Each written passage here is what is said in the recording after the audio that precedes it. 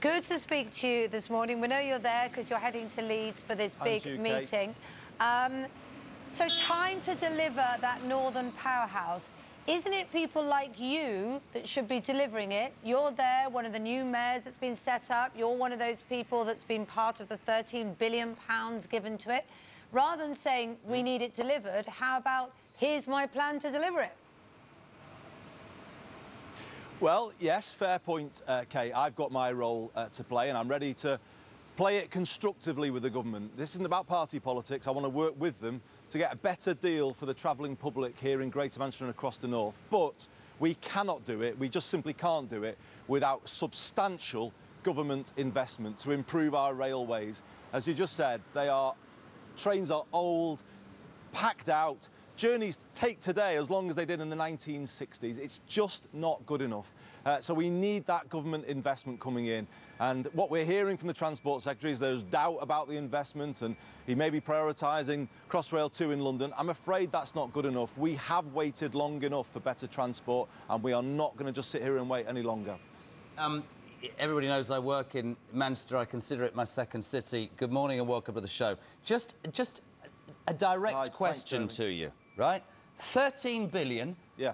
A guarantee from the government between now and 2022, £1 billion on trains. So you've been given 60 million quid to come up with a plan, and you're standing there saying the government need to do more. Where is the plan? £60 million you've been given. What have you done with that?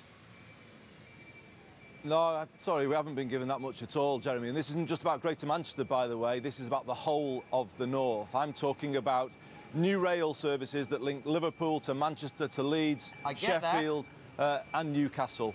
And that will require major investment over many years. Just for one moment, Chris Grayling, Transport Secretary, says we've given this money, we've asked for a costed plan, bearing in mind that people all over the country feel like their roads and trains could be improved. We've given this money specifically to the north. We've asked for a costed plan. We want you to step up and give us that plan. Have you got a costed plan for how to make the dream a reality? We're working on that plan, Kate, and it's going to be submitted very soon to the government, but they haven't given us the money. I'm sorry, but they haven't. They made an announcement last month that Crossrail 2 in London would be at the front of the queue, or seemingly at the front of the queue.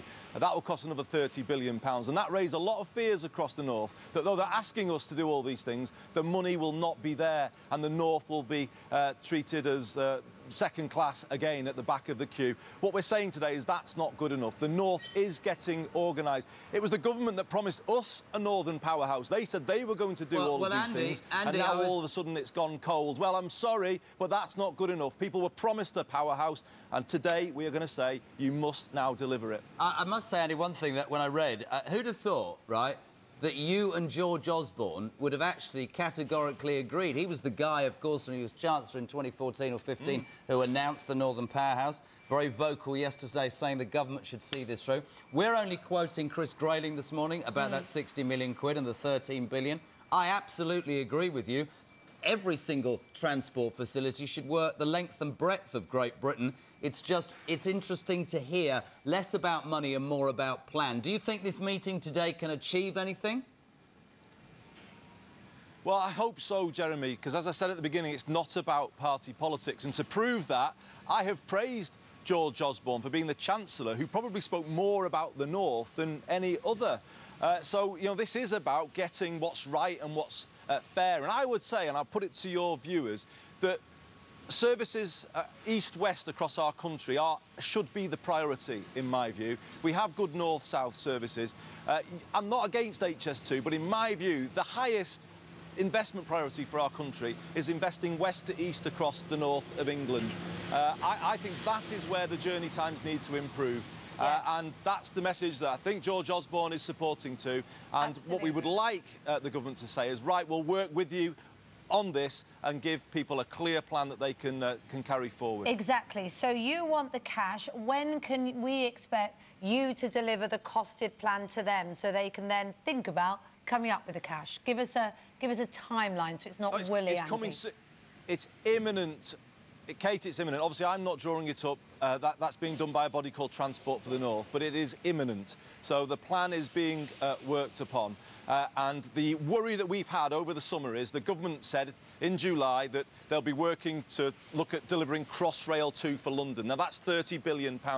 Our worry in the north is there aren't two pots of £30 billion sitting in the Treasury. And if London is prioritised again, it will be the north that misses out. And our message today is, no, I'm sorry, we've waited long enough. We're not going to be always put at the back of the queue, and that's why the north is getting organised. This is a unique gathering today of not just political leaders from across the north, but business leaders too. We're all coming together to say it's time for the north of England to get the investment it needs and it deserves, and it's waited long enough for.